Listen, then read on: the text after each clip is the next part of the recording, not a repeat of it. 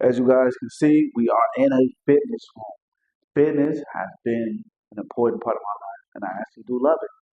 But I want you guys to realize certain things that we love, or even people, it can become dangerous when we begin to make them an idol. Look, there's nothing wrong with loving, doing certain things, or participating in certain things, or even admiring people. But I want you to realize who and what is your idol. Oftentimes, we begin to create altars. We begin to worship things more than we worship God. And I get it. We all have had or will have someone that we look up to.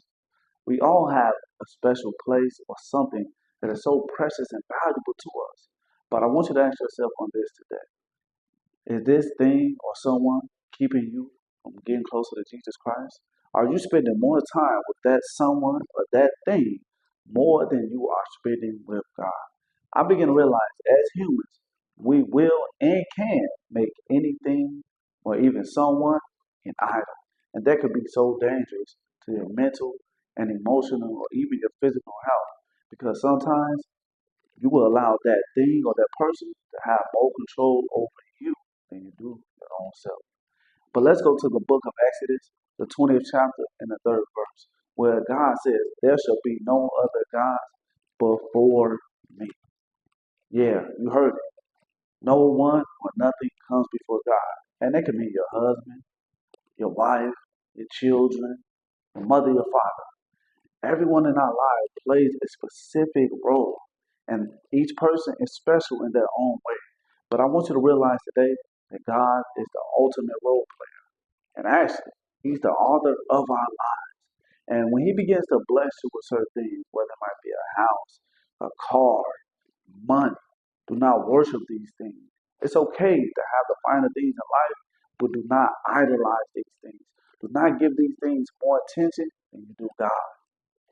And let's go to First Corinthians, the 10th chapter and the 14th verse, where it says, "Now thou shalt flee from idolatry."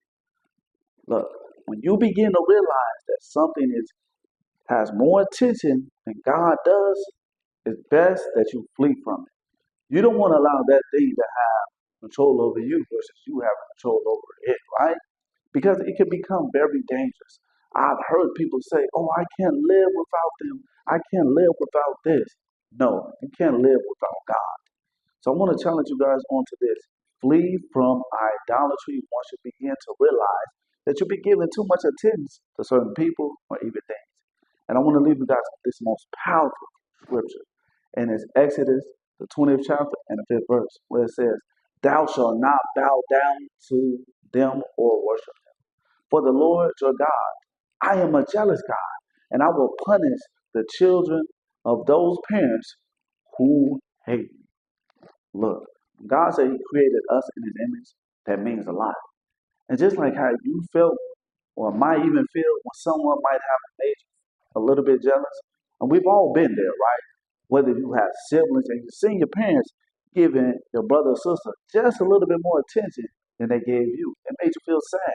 It made you feel a little bit jealous on the inside. Or you might have that special someone and you're out and they're complimenting everybody else but you. It made you feel a certain type of way. So I want you guys to realize that's how God feels. When we begin to give people, places, and things more attention than you should be giving Him.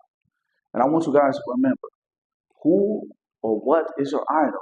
And if it isn't God, it can be very dangerous.